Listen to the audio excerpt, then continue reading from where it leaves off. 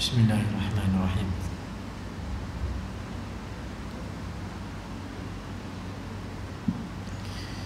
Assalamualaikum warahmatullahi wabarakatuh. Alhamdulillahi rabbil alamin, wassalatu wassalamu ala asyrafil anbiya'i wal mursalin wa ala alihi wa sahbihi ajma'in. Subhanaka la ilma lana illa ma 'allamtana innaka antal alimul hakim. Wala hawla wala quwwata illa billahil aliyyil azim.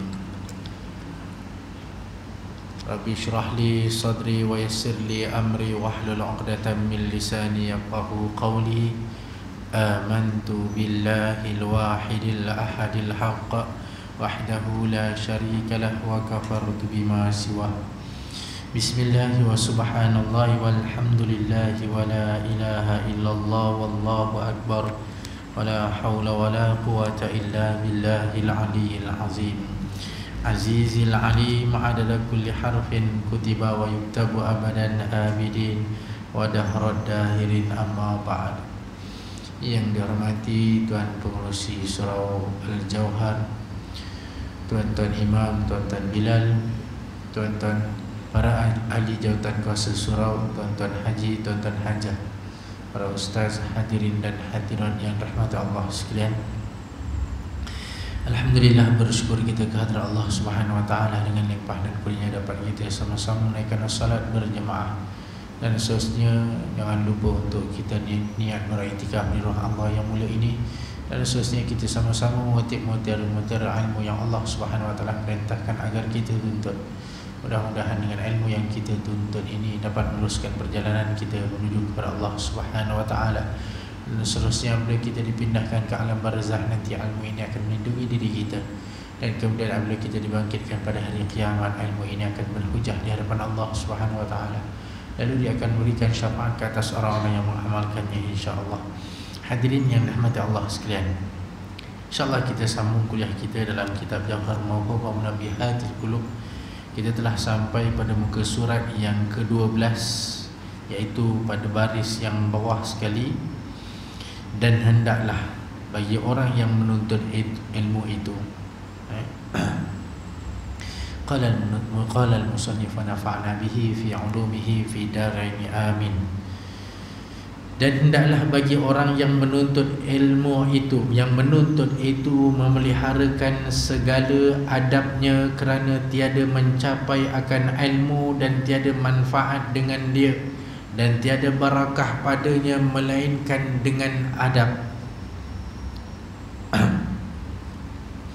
Dan setengah daripadanya membesarkan ilmu dan ahlinya, dan membesarkan gurunya. Dan setengah daripadanya membesarkan dia jangan berjalan di hadapannya, dan jangan duduk pada tempatnya, dan jangan memulai perkataan, dan jangan membanyakkan perkataan dan tertawa-tawa di hadapannya melainkan dengan izinnya atau redanya. Dan jangan bertanya akan dia masalah pada ketika ia jemu, dan jangan diseru akan dia dengan namanya, seperti jangan diserukan dua ibu bapa dengan nama keduanya. Dan setengah daripadanya membesarkan kitab, maka jangan mengambil akan dia melainkan dengan wuduk, kerana bahawasanya ilmu itu nur dan wuduk itu nur, maka bertambah nur ilmu itu dengan nur wuduk. Dan jangan menghunjurkan kakinya kepada kitab, dan jangan menghantarkan atasnya sesuatu, maka iaitu haram melainkan kerana hajat. Hadirin yang rahmati Allah sekalian, kata pengarang kitab, hendaklah bagi orang yang menuntut ilmu ni, maknanya yang mencari ilmu ni dia mesti memelihara segala adabnya, kerana ada adab-adab dia. Kerana dengan ada adab, dengan dia beradab dengan ilmu itu, dia akan mencapai ilmu itu, dia akan dapat ilmu itu. Maknanya ilmu Allah Subhanahu wa taala dia berkait dengan yang tak nampak. Dia berkait dengan roh. Ilmu ni ada nyawa dia, ada roh dia. Iaitu ilmu ini ilmu Allah Subhanahu wa taala yang berkait dengan ilmu agama, ilmu Allah. Maka ilmu ini daripada Allah, dan yang memberikan ilmu ini adalah Allah. Yang memberikan kefahaman kepada seseorang ini adalah Allah. Lalu memberikan manfaat daripada ilmu ini adalah Allah, dan menjadikan ilmu ini barakah adalah Allah Subhanahu wa taala. Maka untuk kita mendapatkannya, menjadikan ilmu ini manfaat, berguna, dan ilmu ini penuh dengan keberkahan, maka kita hendaklah menjaga adab-adabnya. Dan tiada manfaat dengan dia. Maksudnya kalau kita menuntut ilmu tak ada adabnya, tak ada manfaat dengan dia. Dan tiada barakah padanya melainkan dengan adab, maknanya tak ada keberkahan. Jadi menuntut ilmu ni mesti kena ada adabnya supaya dia dapat manfaat. Manfaat ni maknanya apa? Maknanya kebaikan yang kita dapat daripada ilmu ni. Kebaikan yang kita dapat daripada ilmu ini, menjadikan ilmu ini nanti diamalkan dan menjadikan dia satu hujah di hadapan Allah. Dia jadi hujah ketika kita berada di alam barzah. Ilmu ni memberi manfaat, dan dia jadi akan melindungi kita pada kehidupan dekat dunia. Dia jadi pakaian kita. Kehidupan kat dunia ni maknanya ilmu ni menyelamatkan kita ketika kita berada dekat dunia. Nanti ilmu ni sampai ke alam barzah, dia akan menyelamatkan kita. Kemudian dibangkitkan, ilmu ini dia akan menyelamatkan kita. Ini semua manfaat, kebaikan. Diamalkan oleh diri kita, memberi manfaat. Kemudian diamalkan oleh anak-anak kita, anak murid. Diamalkan oleh orang-orang bawah kita ni. Semua ni ia adalah manfaat. Lalu dia menjadi berkat. Berkat ni, maksud berkat ni sikit jadi banyak, pendek jadi panjang, apa lagi, dekat dia jadi jauh. Ni namanya berkat, barakah, keberkahan. Nabi sallallahu alaihi wasallam, Nabi sallallahu alaihi wasallam ni, Sayyidatina Aisyah, kalau Nabi SAW sakit, sewaktu Nabi SAW sakit, dia membacakan mu'awwizah. Mu'awwizah ni ayat pelindung, mu'awwizatain, ayat pelindung. Maknanya dia bacakan ayat pelindung itu, ditiupkan dekat tangan Nabi, lalu diletakkan. Maknanya gunakan tangan Nabi, diletakkan kat tempat yang sakit.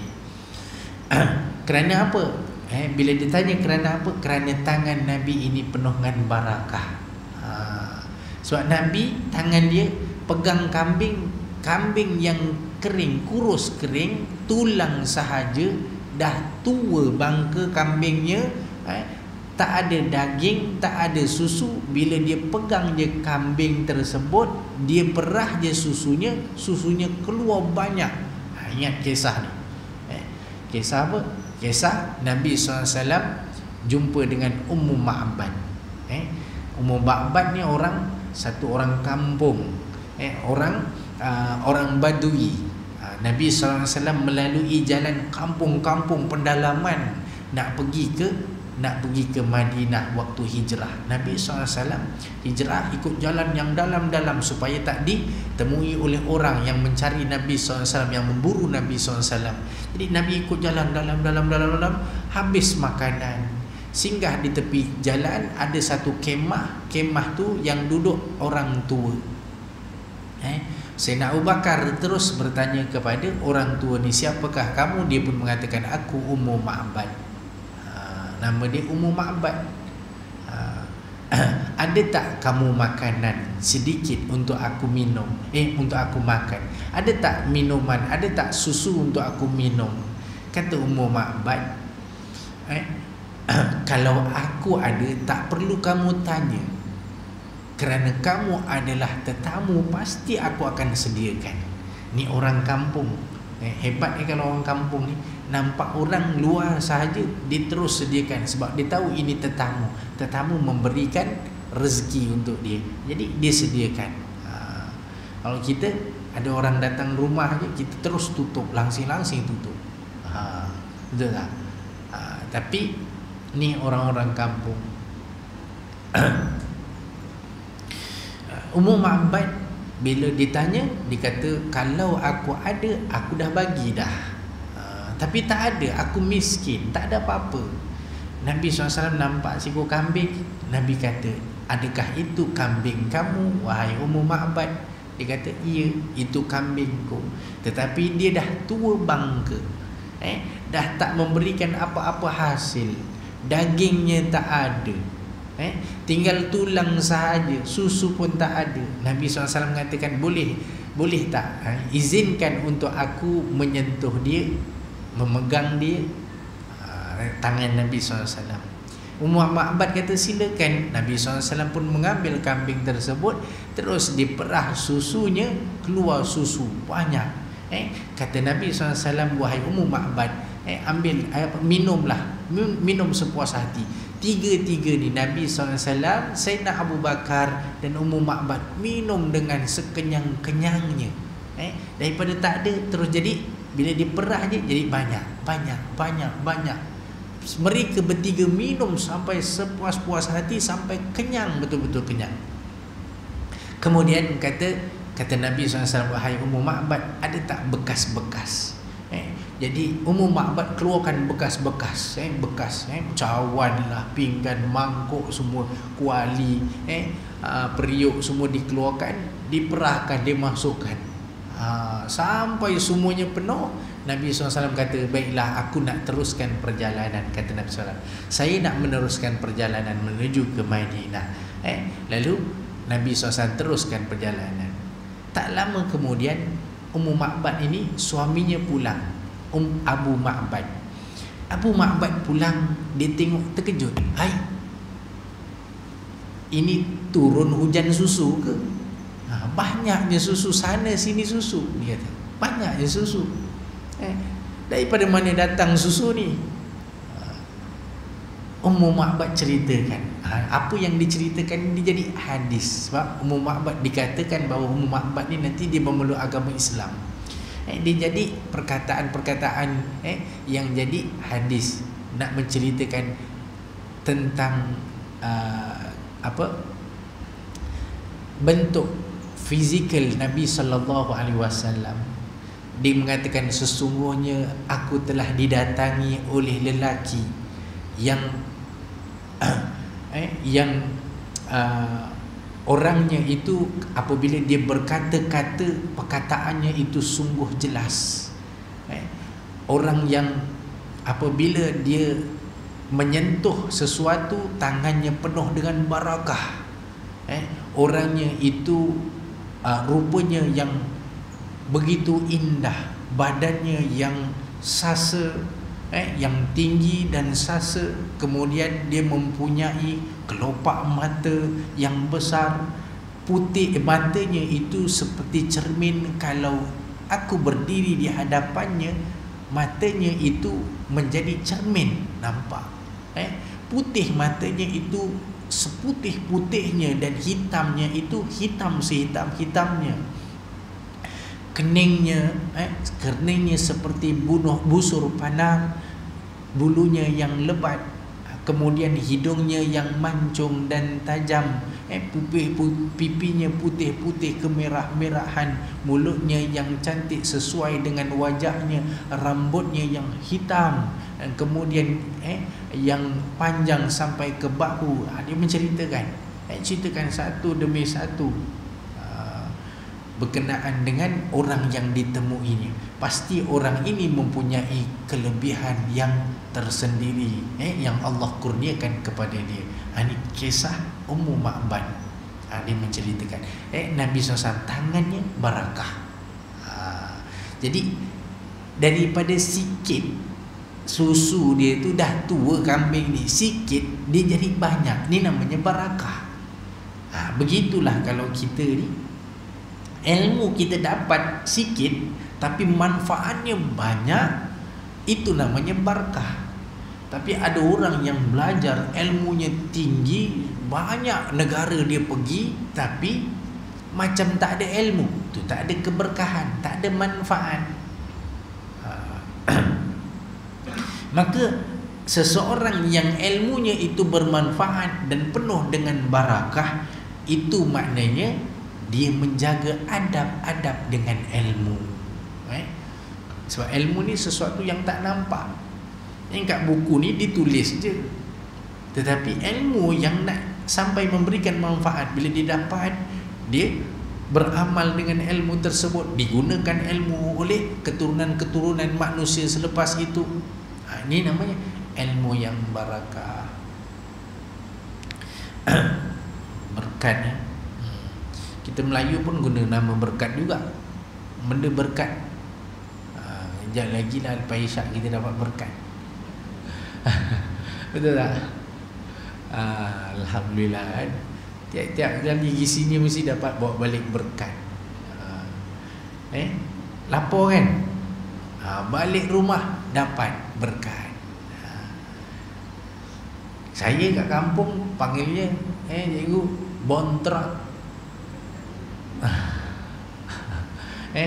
Betul cikgu? Betul. Bontrak namanya. Pernah dengar bontrak? Kampung saya best berkatnya. Kalau ada yasin, kalau ada tahlil, nanti dia bagi makan berkat. Dia sediakan apa? Dulang. Betul cikgu dulang. Ada nasi. Kemudian atas nasi tu ada satu pinggan. Dalam pinggan tu ada sayur goreng. Ada ni bahan-bahan nasi ambeng. Kemudian ayam masak kicap seko. Wah, sedapnya. Ustaz, tak boleh tahan nasi ambeng. Tak apa, bulan depan kita buat nasi ambeng. Lapar tu, kita baca Yasin, lepas tu lapar betul.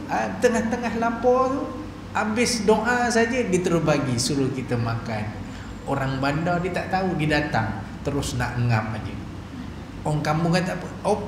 Cukup. Satu suap aja. Lepas tu dia potong nasi, bagi-bagikan. Masuk kat dalam kertas, bungkus, bawa balik. Kita makan satu suap, bawa balik rumah, anak beranak satu keluarga makan semua. Berkat tak? Itu namanya berkat. Sikit dapat kat sana, bawa balik satu keluarga makan. Itu namanya berkat.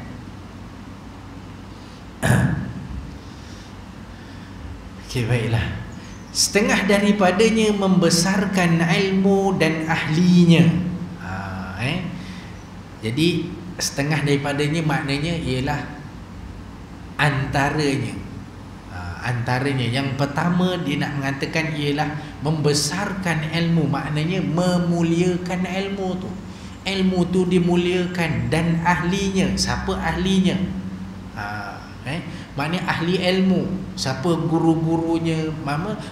Orang yang menuntut ilmu, maknanya dibesarkan ahlinya. Orang yang sentiasa menyampaikan ilmu, sentiasa membawakan ilmu-ilmu ni, dia besarkan, dimuliakan. Dan membesarkan gurunya. Dan setengah daripadanya membesarkan dia. Setengah daripadanya maknanya antaranya ialah macam mana cara nak membesarkan dia. Jangan berjalan di hadapannya, dekat depannya. Jangan lalu depannya. Macam mana jangan lalu depannya? Tapi nak lalu juga, macam mana tu? Tak boleh lalu, nak lalu juga. Kan kita selalu pesan, jangan lalu kat depan orang tua. Kalau lalu kat depan orang tua kena tunduk. Gitu kan. Jadi anak-anak kita pun bila lalu kat depan orang tua, dia terus bungkukkan badan. Sebenarnya dia tak perasan anak dia ni kurang ajar. Sebab apa kurang ajar? Sebab dia ngejek orang tua bungkuk. Allah, patutnya minta izin. Minta izin, boleh tak saya nak lalu ni? Dia minta izin. Ini lalu depannya terus bongkok gitu. Pakcik-pakcik tua pun, kurang ajar, ngejek aku bongkok dia gitu. Tak ada, itu gurau je. Tak apalah, itu adat kita. Adab namanya tu. Adat dan adab. Adat ni maknanya kebiasaan yang dilakukan oleh orang-orang kita untuk menghormati orang tua, dia pun bongkokkan. Yang tadi mengejek orang tua tu saya gurau je. Baguslah adab tu, supaya kita mengajar anak-anak kita ada adab. Dan lebih baik kalau kita cakap minta izin. Dia sebenarnya lalu depan orang ni, kalau tok-tok guru macam ini, memang kita kena lalu belakang. Kalau dah terpaksa lalu depan, minta izin. Minta izin kepada dia. Jadi kalau lalu depan orang-orang tua, lebih baik apa? Lebih baik bagi salam, sebab tu pahala. Lalu je, Assalamualaikum, saya lalu je. Kerana memberi salam itu pahala, memberikan, mendoakan kesejahteraan kepada dia.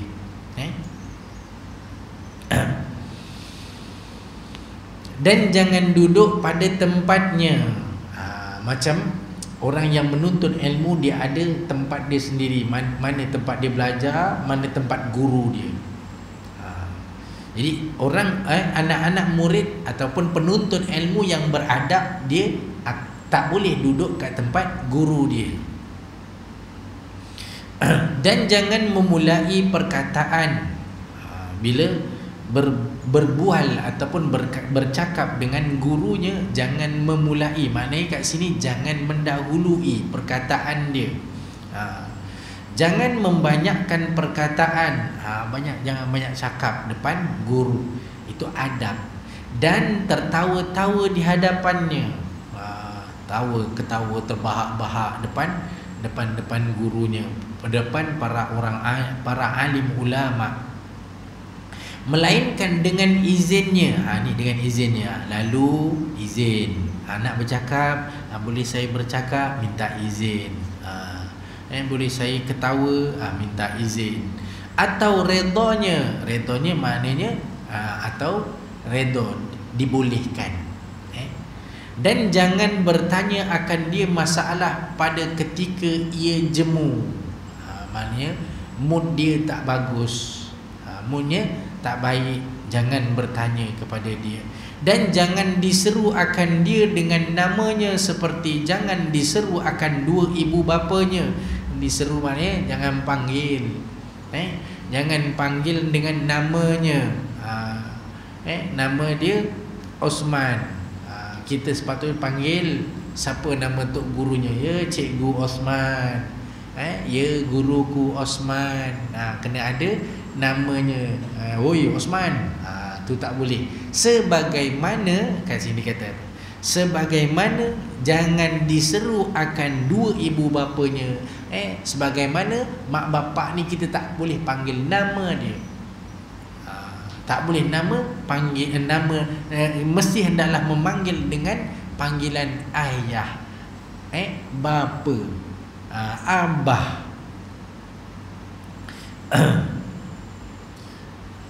Dan setengah daripadanya membesarkan kitab. Kita dah bahas sebelum ni. Sebelum kita bahas ini, antara adab yang awal yang kita sebelum bahaskan ialah niat. Ingat lagi tak? Belajar ilmu, nak menjadikan ilmu ini bermanfaat, ialah niatnya mesti kena betul. Tujuan kita belajar untuk apa? Itu niat. Kemudian ikhlas. Untuk apa kita belajar? Untuk apa kita belajar? Sampai sekarang bila kita dalam keadaan umur kita dah macam gini pun, tetap kena luruskan niat. Kenapa aku belajar? Kenapa aku menuntut ilmu? Tujuannya sebab apa? Ini adalah perintah Allah ataupun apa? Kemudian ikhlas. Kita belajar kerana Allah, bukan kerana bontrot, bukan. Itu. Bukan kerana apa-apa, tapi mesti kerana Allah. Itu semua adab-adab dia. Itu kita dah bahaskan. Ni antara lain adab-adab yang lain ialah ni disebutkan. Dan setengah daripadanya membesarkan kitab. Bukan dibesarkan kitab kecil, dibesarkan kitab tu, tak. Jadi memuliakan kitab tu. Kitabnya tak letak kat bawah, kitabnya letak tempat tinggi, memuliakan kitab. Maka jangan mengambil akan dia melainkan dengan wudu. Jangan ambil kitab tu, maknanya memuliakan dalam keadaan dia berwudu. Sebab apa? Kerana bahawasanya ilmu itu nur. Ilmu-ilmu ni, ilmu-ilmu agama, ilmu-ilmu Allah yang kita pelajari ini adalah nur. Nur ni maknanya cahaya. Ilmu ni adalah penerang. Ada tak beza orang yang nampak dengan orang yang tak nampak? Qul hal yastawil ladzina ya'lamun wa la ya'lamun. Katakanlah, hal yastawil ladzina amanu, hal yastawil ladzina la ya'lamun wal ladzina la ya'lamun. Adakah sama orang yang tahu dengan orang yang tak tahu? Orang yang tahu seperti orang yang celik. Orang yang celik nampak terang. Orang yang tak tahu seperti orang yang buta, gelap macam malam, tak nampak apa. Terang ini diumpamakan dengan cahaya. Dia penyuluh. Dia akan tunjukkan, tunjuk, nampak kat depan ni ada apa.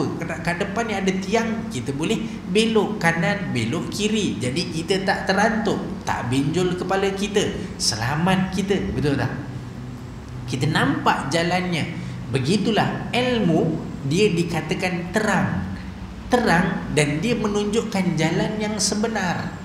Tetapi orang yang tak ada ilmu, dia dalam kegelapan, dia meraba-raba, dia tak tahu. Tuan-tuan kalau tak tahu ngeja lah kan, tak tahu ngeja, lepas tu letak kat tengah-tengah bandar Johor Bahru, tengok semua signboard, nak gimana, nak balik rumah ni macam mana? Macam mana? Walaupun terang, hakikatnya tengah hari, siang semua, kita nampak semua, tapi tak ada ilmu, tak boleh nak baca. Jalan nak pergi Sentosa ni macam mana? Pergi sana, pergi sana, pergi sana, pergi sana, pergi sana, pergi sana, jalan. Jalan je lah, mana tahu terjumpa, ingat-ingat balik, rupa Sentosa ni macam mana, ke sana, ke sini, ke sana, ke sini, ke sana, ke sini. Akhirnya jumpa sempang. Sembang apa? Sembang Renggang, dah jauh dah. Macam mana? Kan? Sebab apa? Sebab tak tahu. Tak tahu inilah yang dikatakan tak ada ilmu. Tak ada ilmu lah. Gelap walaupun siang, dia tak jumpa jalan, tak akan jumpa jalan.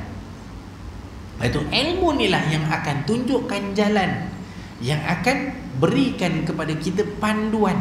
Panduan ini ilmu yang bermanfaat untuk kita ni. Panduan ini merentasi dunia. Dia bukan kat dunia je. Ilmu yang tak bermanfaat ni kat dunia ni sampai sini habis. Ilmu nak cari duit, ilmu nak cari pangkat, habis pencen, habis. Dulu ada jawatan, bukan main, action, habis dah, hilang nama YB, tak ada apa-apa dah, habis. Lepas tu kursi hilang. Kursi kat belakang banyak, boleh pilih. Habis kursi dah tak ada dah. Ada guna lagi? Tak ada. Semua yang kat dunia habis, tak ada apa dah. Stop sampai situ sahaja. Tetapi ilmu yang bermanfaat merentasi dunia ke alam barzah, tunjukkan, berikan penyuluh untuk dia, selamatkan dia, dan terus sampai dia dibangkitkan nanti pada hari kiamat. Ni merentasi, ni yang namanya manfaat, bukan sekadar kat sini je. Maka ilmu itu adalah nur, adalah cahaya, penunjuk jalan, penyuluh jalan untuk kita sampai ke tempat tujuan kita, asal kita. Tuan-tuan, Asal kita kat mana? Kita berasal daripada mana? Johor Bahru, Melaka. Asal daripada mana kita semua ni? Kita berasal daripada mana? Bismillahirrahmanirrahim.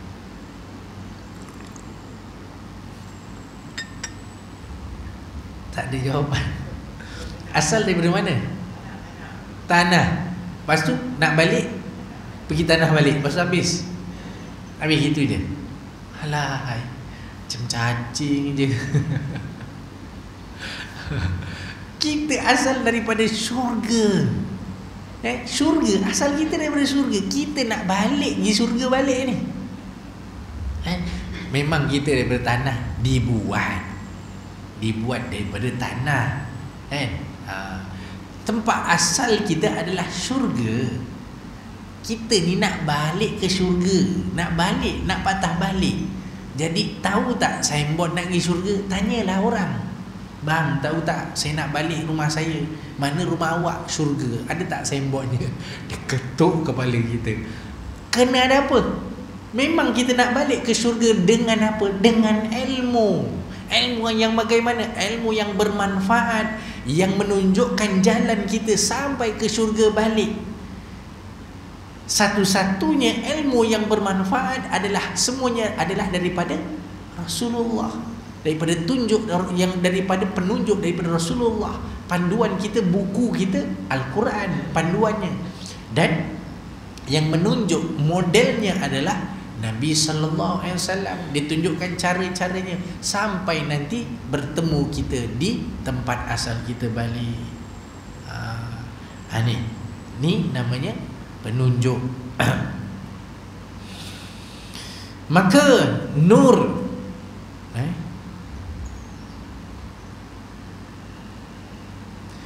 kerana bahawasanya ilmu itu nur dan wudu itu nur. Wudu itu cahaya. Wudu, macam mana wudu boleh jadi cahaya?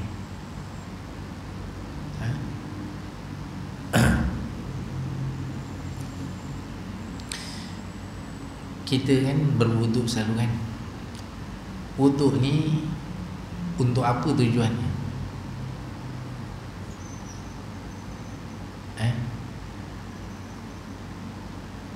Untuk bersih. Makan pun kena basuh tangan untuk bersih. Sekarang ni SOP mesti kena basuh tangan aja. Janji bersih sudah. Bersih dengan suci lain, tak sama. Saya pernah cerita kan beza antara bersih dengan suci. Saya pernah cerita dululah saya tengah muda. Sekarang dah tua. Muda dulu saya pernah kerja. Sebelum saya pergi Mesir, saya kerja dulu, cari duit, bawa bekal. Saya kerja, dengar banyak-banyak kedai. Kalau kerja kat kedai ni kedai-kedai Melayu, gaji satu hari RM12. Sekali ada offer kedai bukan Islam. Ni Islam, ni bukan Islam. Bukan Islam offer kerja satu malam RM38. Tonton nak yang mana? Tonton nak yang mana? Jujur. Mungkin sekarang dah kaya, tak heran dengan RM38. Ini dulu. Saya ingat ada 20 tahun lepas. 20 lebih, 25 tahun lepas. Tahun lepas dululah. Dapat 12 dengan dapat 38, mana tuan-tuan nak? Saya juga insan biasa, manusia biasa juga, dapat 38. Oh, apa lagi? Janji dapat duit banyak, kerjalah. Kerja, hari-hari kerja. Syarat kerja mesti bersih, pakaian mesti bersih, syarat kerja. Lepas tu orang-orang barat dia memang buat macam ni. Orang putih, orang apa bukan Islam memang dia jaga betul kebersihan untuk Untuk dia, untuk customer dia, untuk pelanggan-pelanggannya, pasti dia jaga tempatnya, pakaiannya, cakapan dia, layan dia mesti kena baik. Memang dia train semua. Jadi memang bersih, serba-serbi bersih. Kita pun bekerja berhari-hari, berbulan-bulan. Satu hari, ini pelajaran untuk saya lah. Kita tengah sibuk dengan pekerjaan ni, tiba-tiba nak buang air. Yang membezakan Islam dengan bukan Islam apa? Bila kita buang air, kita cebok, kan? Kita cebok, kita ada istinja. Tapi orang bukan Islam, dia buang air, istinja dia, cebok dia macam mana? Kita pun tahu kan. Kadang-kadang tak payah pakai air langsung pun boleh, sebab yang penting bersih, betul tak? Jadi ini pelajaran untuk tuan-tuan dan puan-puan sekalian. Ada beza tak bersih dengan suci? Kita syarat nak solat mesti suci, bersih. Memang kita mesti kena istinja. Kalau dengan air tu memang hilang semua najisnya. Kemudian kita pun kena berwuduk. Ini namanya suci. Tetapi kalau orang bukan Islam, dia mesti kena bersih. Dia mesti jaga kebersihan. Tulis kat mana-mana, jaga kebersihan. Tapi jaga kesucian, tak ada. Ada tak tulis jaga kesucian? Tak ada. Jadi bila kita nampak, ya Allah, macam gini je ke? Tak payah cuci, terangkat zip, zoom, masuk, okey. Order apa tadi? Terus potong. Lepas tu kita makan. Delicious. Sedap. Betul tak? Tak betul saya cakap ni?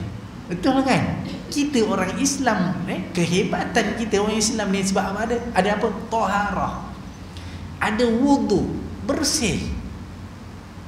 Begitulah wuduk ni, dia membersihkan. Lalu dia menjadikan nur cahaya pada hari kiamat nanti. Sebab tu kita ni Imam Syafi'i dia ajarkan kepada kita, kalau kita wuduk basuh muka, disuruh baca doa apa? Masa basuh muka, apa doanya? Waktu basuh muka, niat lain, doa niat. Nawaitul wudu'a lillahi ta'ala tu niat. Masa kita basuh muka, doanya apa? Ya Allah, putihkan wajahku, sebagaimana Datuk Vida. Tak kena. Ya Allah, itu ku putih je tu produk dia. Ya Allah, putihkan wajahku ketika kau memutihkan wajah-wajah, di hari kau memutihkan wajah-wajah orang beriman. Hari apa tu? Hari kiamat. Hari kiamat ni, wuduk ni yang memberikan cahaya. Dan yang cahaya ni lah akan jadi penyuluh sampai ke titian sirat. Terang cahaya ni. Tanda-tanda Nabi antara lain Nabi SAW mengatakan, dia merindui umatnya. Lalu ditanya, kamilah orang yang kau rindui. Para sahabat mengatakan, kamilah. Kata Nabi SAW, kau adalah sahabatku, tetapi ni umat, orang yang selepas aku, dia hidup selepas aku, tetapi aku ni merindui mereka. Sahabat tanya, bagaimana kamu mengenali mereka ni ya Rasulullah? Aku mengenali mereka melalui nur, cahaya, bekas-bekas wuduk mereka. Ni. Itu jaga wuduk kita. Jaga. Dan wuduk itu adalah nur, maka bertambah nur ilmu itu. Maknanya bertambah cahaya ilmu itu dengan nurnya wuduk, dengan cahayanya wuduk. Dan jangan menghunjurkan kakinya, maknanya melunjurkan kaki kepada kitab, dan jangan menghantarkan atasnya sesuatu. Menghantarkan atasnya sesuatu apa? Jangan tindih ke atas dia, tindih ke atas dia.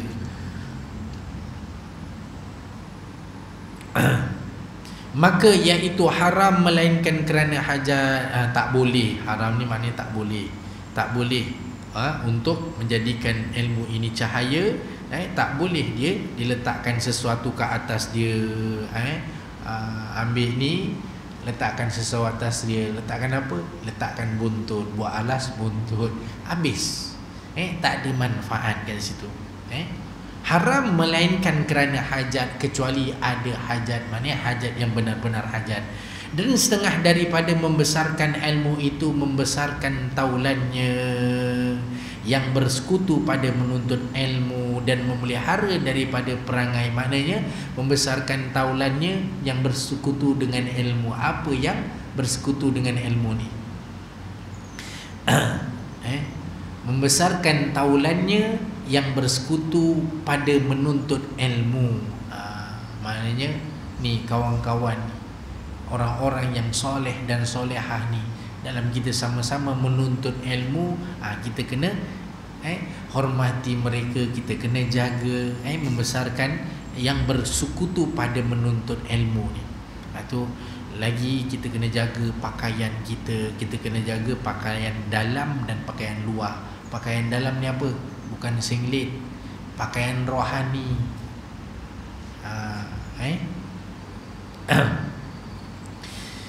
Okey. Setengah daripada membesarkan ilmu itu membesarkan taulannya dan bersekutu pada menuntut ilmu, dan memeliharakan daripada perangai yang keji-keji. Ni jaga pakaian. Jaga pakaian kita. Pakaian yang bagaimana? Walibasut taqwa zalika khair, dan pakaian takwa itu yang lebih baik. Pakaian takwa itu bagaimana? Maknanya takwa luar dan takwa dalam. Takwa luar, pakaiannya mesti jaga takwa, tutup auratnya, pakaiannya pakaian yang bersih, yang suci. Maknanya itu namanya takwa.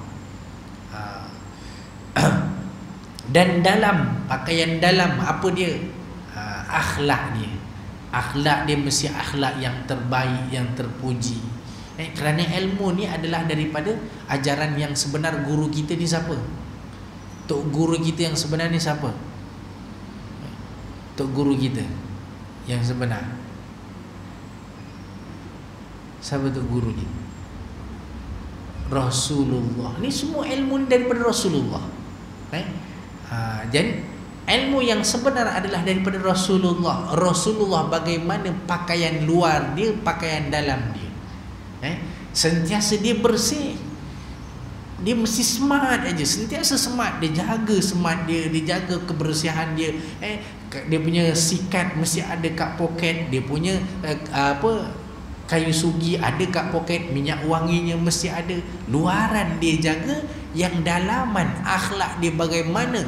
Sebaik-baik akhlak adalah akhlak Nabi sallallahu alaihi wasallam. Itu yang kena jaga. Itu asal dia, punca ilmu. Kita azan dulu. La ilaha illallah Rasulullah sallallahu alaihi wasallam.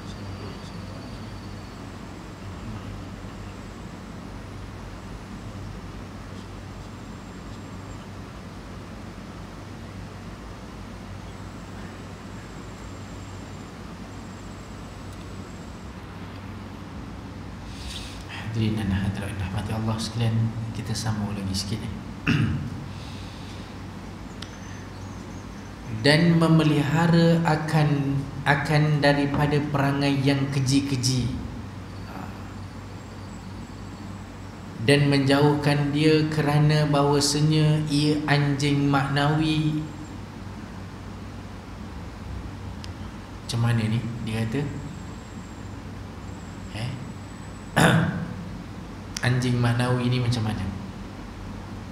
Setengah daripada membesarkan ilmu itu membesarkan taulannya dan bersekutu pada menuntut ilmu. Yang bersekutu pada menuntut ilmu, maknanya kita hormati rakan-rakan yang sama-sama menuntut ilmu. dan memelihara akan dia daripada perangai yang keji-keji. Maknanya bila kita menuntut ilmu ni, jaga akhlak kita, perangai kita, pakaian luar dan pakaian dalam. Akhlak yang keji-keji ni kita jangan ada, mesti kena bersih daripada sifat-sifat mazmumah, sifat-sifat yang buruk, dan menjauhkan dia.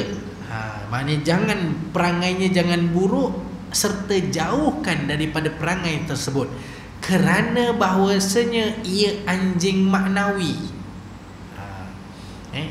Anjing maknanya dia macam perangai yang buruk ni. Seseorang yang menuntut ilmu, dia ada perangai buruk, ada sifat hasad dengki, ada sifat yang mazmumah, ada sifat iri hati, ada sifat yang tak baik, kedekut, kelokik, haji bakhil, semua ada perangai-perangai itu. Perangai yang suka mengata orang, mengumpat orang, ni semua perangai-perangai yang buruk, akhlak-akhlak yang buruk.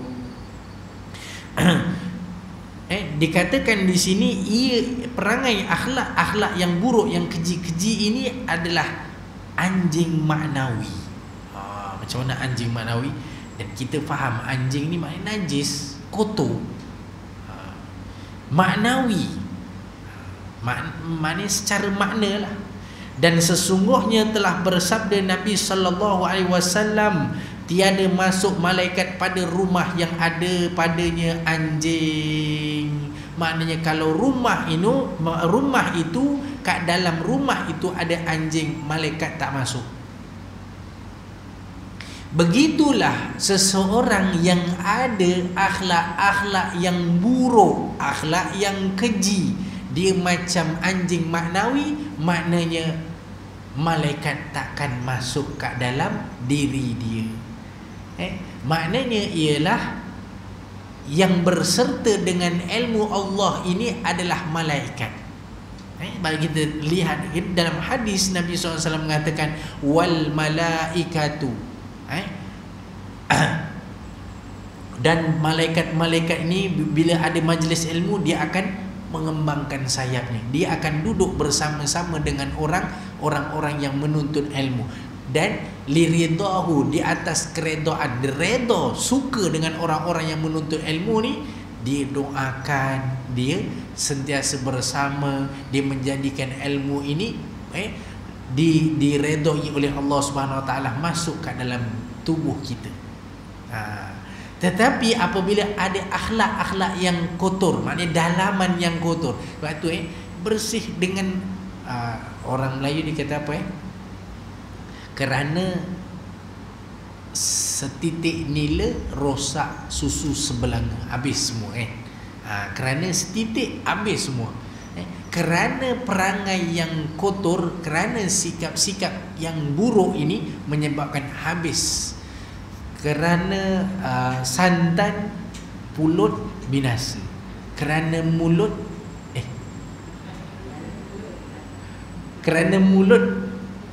badan binasa. Sikit punya hal, satu badan habis. Betul tak? Macam itulah. Maknanya sifat-sifat yang buruk. Mulut ni, mulut tak boleh jaga, mulut tak boleh kawal.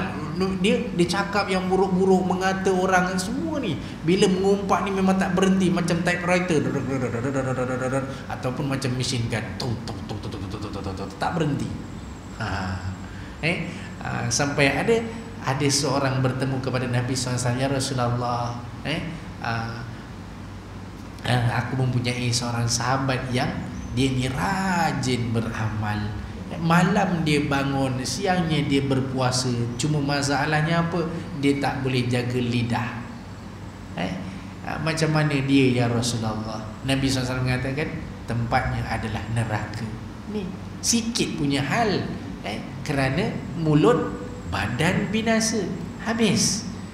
Maka kerana perangai-perangai yang buruk menyebabkan malaikat tak datang. Begitu seolah-olah yang dikatakan oleh pengarang kitab, seolah-olah macam anjing maknawi. Anjing ni bila masuk kat rumah, malaikat tak masuk.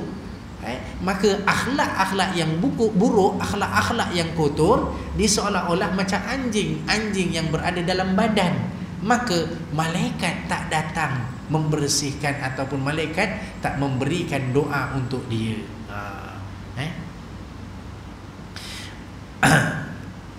Dan sesungguhnya telah bersabda Nabi sallallahu alaihi wasallam, tiada masuk malaikat pada rumah yang ada padanya anjing atau rupa-rupa binatang dan senya menuntut ilmu itu dengan wasitah malaikat. Dia kata apa? Sesungguhnya menuntut ilmu itu dengan perantara malaikat. Menuntut ilmu, orang belajar ilmu ni, ramai orang belajar. Daripada dulu kita asyik belajar fardu ain. Pergi mana? Fardu ain. Pergi mana? Fardu ain. Ni balik daripada mana? Fardu ain. Faham tak? Entah, tak tahu. Tak faham-faham daripada dulu sampai sekarang fardu ain. Tanya pasal haid, dia sendiri yang keluar haid, dia tak faham haid. Kan? Ya.